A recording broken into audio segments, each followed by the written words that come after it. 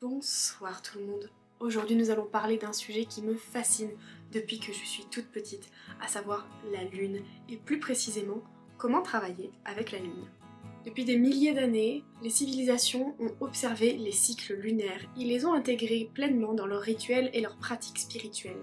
Mais pourquoi la Lune est-elle si importante dans les pratiques ésotériques et spirituelles? Et surtout, comment peut-elle influencer notre quotidien et nos énergies? La Lune, avec ses 4 phases principales, joue un rôle majeur dans l'équilibre de nos émotions, de nos projets, de notre vie spirituelle et de notre vie en général. Travailler avec la Lune dans votre pratique et au quotidien peut vous aider à atteindre plus facilement vos objectifs en enrichissant votre pratique et en renforçant vos intentions. Dans cette vidéo, nous allons voir comment utiliser les différentes phases lunaires afin d'orienter nos rituels et de savoir comment exploiter cette énergie afin d'harmoniser notre quotidien. Nous parlerons de ce à quoi correspond chaque phase et nous aborderons également des rituels et des pierres qui correspondent à chaque phase et qui peuvent vous aider en fonction de la phase de la Lune dans laquelle nous sommes. Pour finir, nous aborderons également quelque chose de très important en tant que femme, à savoir le féminin sacré et comment est-il lié à la Lune. Vous n'êtes pas sans savoir que les femmes ont un cycle menstruel et la Lune suit un cycle lunaire et nous allons pouvoir voir dans cette vidéo qu'il y a quand même pas mal de similitudes. Et que de travailler en accord avec les cycles lunaires comme en accord avec son cycle personnel peut jouer un rôle énorme et aider à mieux tolérer ses cycles menstruels. Nous allons commencer par la phase de la nouvelle lune. C'est la phase du début, la phase des nouveaux commencements, la phase où on peut poser ses intentions, pouvoir voir fructifier sur tout le mois tout ce qu'on espère. C'est le moment idéal pour poser ses intentions et faire un bilan personnel. On a tendance à être un peu plus introspectif à cette période-là et à avoir un petit peu plus envie de se lancer dans de nouveaux projets et de découvrir aussi de nouvelles choses. C'est également le moment où vous pouvez faire des purifications afin de repartir du bon pied. Les rituels qui peuvent être associés à cette phase sont donc les rituels de purification, que nous verrons dans une prochaine vidéo de ce calendrier. Vous pouvez également faire des méditations d'intention, commencer à visualiser vos objectifs, à les écrire, à faire des lettres à l'univers pour manifester vos souhaits et les choses que vous voulez voir arriver dans votre vie. Pour la nouvelle lune, les pierres qui peuvent lui être associées sont donc l'obsidienne noire par exemple, pour l'ancrage, la protection et le nettoyage énergétique. La tourmaline noire également pour la protection, ainsi que pour l'élimination des énergies négatives. La sélénite pour la purification, l'élévation spirituelle. Une pierre qui peut être également intéressante est le lapis lazuli, qui favorise également le développement spirituel, mais aussi l'introspection et la sagesse. Ensuite, il y a la phase de la lune croissante. Comme c'est dit dans son nom, c'est une phase de croissance, une phase d'expansion, de dynamisme. L'énergie est propice à l'action, à mettre en place les choses que nous avons commencé à imaginer. Les émotions sont souvent plus intenses, on est beaucoup plus motivé, beaucoup plus dynamique, mais c'est aussi le moment où il est le plus facile de se laisser emporter par la vague de motivation, donc il faut y faire quand même attention. Pour la lune croissante, les rituels à mettre en place sont plus particulièrement des actions. Passez à l'action dans vos projets personnels ou même professionnels. En bref, lancez les projets que vous tardez à lancer et que vous allez manifester du coup à la nouvelle lune. C'est le moment également, en petit rituel du matin par exemple, d'axer plus sur les affirmations positives. Je suis capable, je mérite de réussir. Ce genre d'affirmation qui vous aide à avancer vers votre but. Vous pouvez également réaliser des rituels de protection si vous le souhaitez pendant cette phase-là. Mais selon moi, le plus important, une fois qu'on a fait ces manifestations, c'est surtout de lâcher prise. Une fois que vous avez demandé ce que vous souhaitez, que vous avez visualisé ce que vous souhaitez, le plus important c'est de lâcher prise et d'agir comme si vous l'aviez déjà. Si je vous donnais un exemple, vous êtes millionnaire, chose que beaucoup de personnes aimeraient être. Vous avez énormément d'argent sur votre compte. Vous le savez, vous n'avez pas besoin d'aller sur votre appli bancaire tous les jours vérifier si vous avez bien reçu votre salaire. Vous savez que vous êtes millionnaire, que vous avez énormément d'argent de côté et que pour l'instant, vous êtes tranquille sur au moins des décennies. Vous connaissez vos dépenses et vous n'avez donc pas à vous inquiéter du fait que vous soyez en manque d'argent. Une fois que vous avez manifesté ce dont vous avez besoin de lâcher prise et d'agir comme si c'était déjà acquis. C'est seulement à ce moment-là, à ce moment où votre cerveau est en tranquillité absolue, que les choses se passent et arrivent dans votre vie. Pour vous donner un deuxième exemple, l'amour. Beaucoup de personnes vont vous dire « j'ai rencontré l'amour au moment où j'en voulais plus ». C'est exactement ça. Vous manifestez, puis vous ne cherchez pas. Vous n'êtes pas là à regarder, à aller sur les sites de rencontres, à se dire « ah bah tiens, lui, ça pourrait être un bon partenaire, tiens, mon collègue de boulot, il m'a fait du rentre-dedans, peut-être que c'est le bon. » Vous n'êtes pas du tout dans la recherche. Et c'est dans ces moments-là que vous trouvez la personne idéale. C'est souvent quelque chose qui se confirme. C'est la Léa du montage. Je suis en train donc de faire le montage de la vidéo et j'ai un exemple qui est encore plus parlant que ceux que je suis en train de vous donner, qui vient de me venir et je trouve ça incroyable. Mais je crois que je l'ai déjà entendu quelque part, je sais plus où, mais je sais que je l'ai déjà entendu. C'est comme quand vous êtes au restaurant. vous regardez la carte, vous savez ce que vous voulez, vous commandez au serveur. À partir du moment où vous commandez au serveur, vous n'êtes pas là toutes les 5 minutes à dire « Est-ce que mon plat il est bien en train de se préparer Est-ce que le cuisinier il a besoin d'aide pour faire mon plat Est-ce que il faut que je mette la table ?» Non, vous êtes au restaurant, vous savez que vous avez commandé votre plat, il va arriver. Donc vous êtes dans ce lâcher-prise de ce que vous avez demandé. Et bien c'est exactement pareil pour la manifestation. Voilà.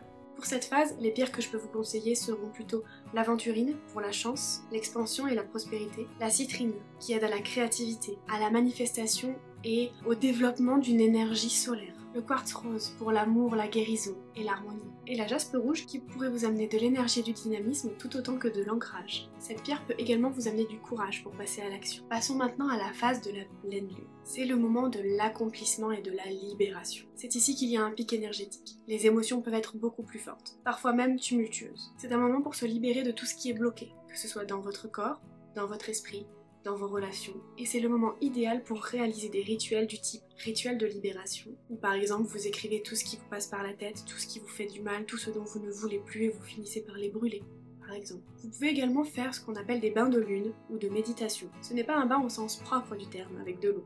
C'est un bain où vous vous laissez baigner par la lumière de la lune et vous rentrez en méditation afin de savoir ce dont vous ne voulez plus. Ce sont souvent des moments méditatifs qui vous permettent d'avoir parfois des illuminations.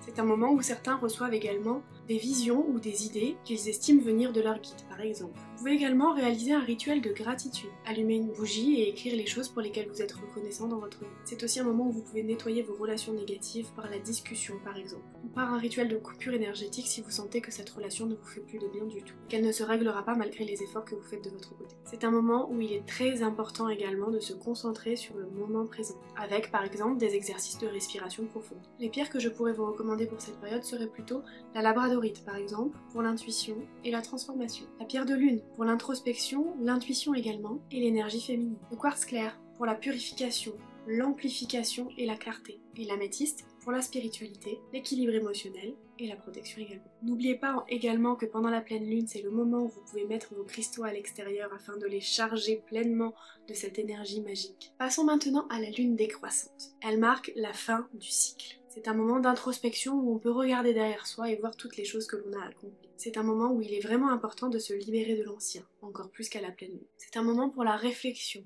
l'introspection et le nettoyage. Cette phase est propice au retrait et au repos. L'énergie est plus calme, idéale pour se régénérer et réfléchir à ce qui doit être mis de côté ou guéri. À ce moment-là, vous pouvez effectuer des nettoyages énergétiques de vous ou de votre environnement. Ces nettoyages ou purifications, nous en parlerons dans une prochaine vidéo de ce calendrier. Alors pour ne rien louper, n'hésitez pas à vous abonner. Vous pouvez également effectuer pendant cette phase-là des rituels d'introspection. Passer du temps seul et réfléchir ou méditer. C'est le moment de se ressourcer et de ralentir le rythme.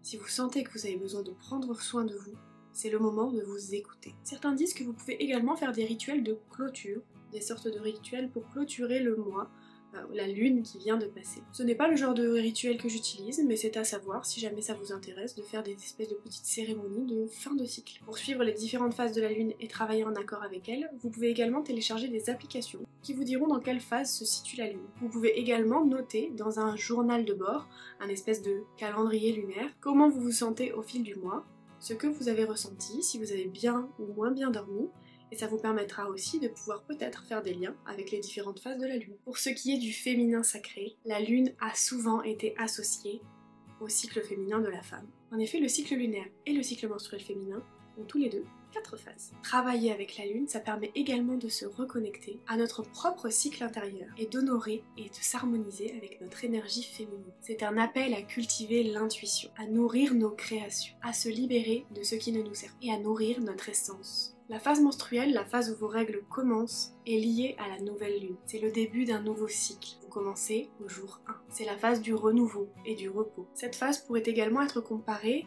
à la saison de l'hiver. Comme je vous le disais tout à l'heure, c'est le bon moment donc pour se reposer, pour pratiquer des rituels de purification et pour faire des méditations ou encore poser ses intentions. Ensuite, vous avez la phase post-menstruelle, celle qui arrive juste après vos menstruations. Nous sommes toujours dans la phase folliculaire de notre cycle menstruel. Ça pourrait être comparé également au printemps. C'est la phase de croissance et d'expansion. Cette période peut également être comparée au printemps. C'est le moment de la renaissance de l'énergie, de la créativité. Vous pouvez alors commencer à prendre des actions concrètes. C'est là que l'énergie commence à se renouveler et qu'on commence à nouveau sortir de cette période justement d'hiver, que les fleurs commencent à pousser, que ça commence à aller mieux, et que l'énergie commence peu à peu à revenir. Ensuite nous avons la pleine lune, comme vous avez dû le comprendre maintenant, elle est associée à l'été. C'est le moment de l'illumination, de la libération. C'est le moment de l'accomplissement, le moment où l'énergie féminine est à son maximum. Notre intuition et notre créativité sont alors à leur apogée. Comme je vous l'ai dit, vous pouvez donc effectuer des bains de lune, exprimer votre créativité, ou encore faire des rituels de gratitude pour remercier l'univers d'avoir des cycles. Et oui, parce que même si les cycles sont douloureux parfois, même si les cycles sont pénibles parfois, nous faut avoir des sautes d'humeur, c'est quand même ce qui nous permet de créer la vie. Après l'été vient l'automne, la phase de la lune décroissante, la phase donc prémenstruelle. C'est le moment où notre énergie commence à décroître, on commence à être un peu plus grognon. C'est souvent le moment où les SPM pointent le bout de leur nez et où on commence à devenir légèrement irritable et désagréable. C'est à ce moment-là que vous pouvez donc faire de l'introspection, du journaling, ou encore faire des nettoyages énergétiques pour signifier la fin du cycle. C'est également le moment de faire une rétrospective et de regarder en arrière pour voir ce qu'il s'est passé dans votre cycle. Ce moment est également propice à la libération émotionnelle. Pleurer, crier, c'est le moment de sortir toutes ces émotions que vous avez besoin de laisser sortir. Parce que rien ne sert de garder ces énergies négatives en soi. Le meilleur moyen de se débarrasser des énergies négatives, c'est de les laisser nous traverser. Ce sujet du féminin sacré et de la connexion avec la lune est quand même un sujet très vaste. Je pourrais, si vous le souhaitez, l'aborder plus amplement dans une prochaine vidéo. Merci d'avoir regardé cette vidéo jusqu'à la fin. Merci pour votre soutien depuis que je fais ce calendrier de l'Avent. Je vois que vos vues commencent à monter, que je commence à nouveau à avoir des petits likes et des petits commentaires qui me font vraiment chaud au cœur. Donc merci à vous pour votre implication. J'espère que cette vidéo vous a aidé à comprendre un petit peu plus comment ça fonctionne, comment travailler avec la lune, et que ça vous a donné envie également de travailler avec la lune un peu plus, et de vous y connecter un peu plus. Le sujet est quand même un sujet très vaste, que ce soit pour la lune et l'énergie féminine, ou pour la lune en elle-même. J'ai vraiment survolé le sujet aujourd'hui, j'espère que ça vous a plu, j'espère que ça vous a intéressé, mais si jamais vous voulez une vidéo vraiment plus ciblée, plus spécifique et plus explicative, sur chaque phase de la lune, n'hésitez pas à me le dire et je pourrai mettre ça en place ultérieurement. Avant de partir, dites-moi en commentaire comment vous travaillez avec la lune. Est-ce que vous avez des rituels spécifiques que vous aimez faire pendant chaque phase? Pour moi par exemple, ce serait plutôt la nouvelle lune, la lettre à l'univers, et la pleine lune, rituel de gratitude, de lâcher prise et de nettoyage en général. Et n'oubliez pas de me dire en commentaire si ça vous intéresse des vidéos plus poussées sur chaque phase de la lune et sur le rapport entre la lune et le féminin. Un grand merci à vous tous, je vous laisse pour aujourd'hui, je vous fais des bisous et je vous dis à demain. Ciao!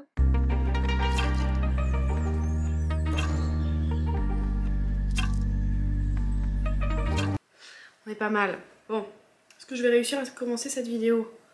Rien n'est moins sûr. Pourquoi ça me dit 0 minutes?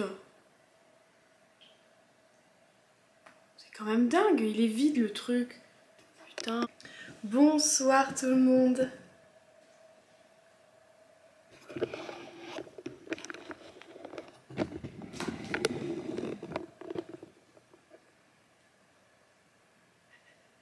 Qu'est-ce que tu fais? Ma Ruby, qu'est-ce que tu fais? Ruby.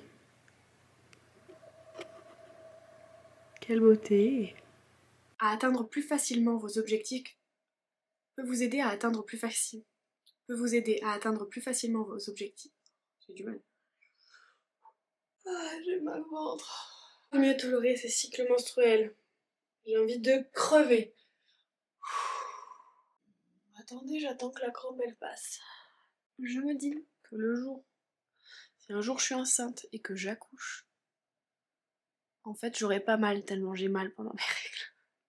Je sais que c'est faux, je sais que ça va me douiller sa mère. Je parle mal, je suis agacée. C'est normal, c'est pas la bonne période. Bref, allez, il va falloir y aller parce que après faut monter et poster. J'ai une crampe. Je suis en pleine nouvelle lune.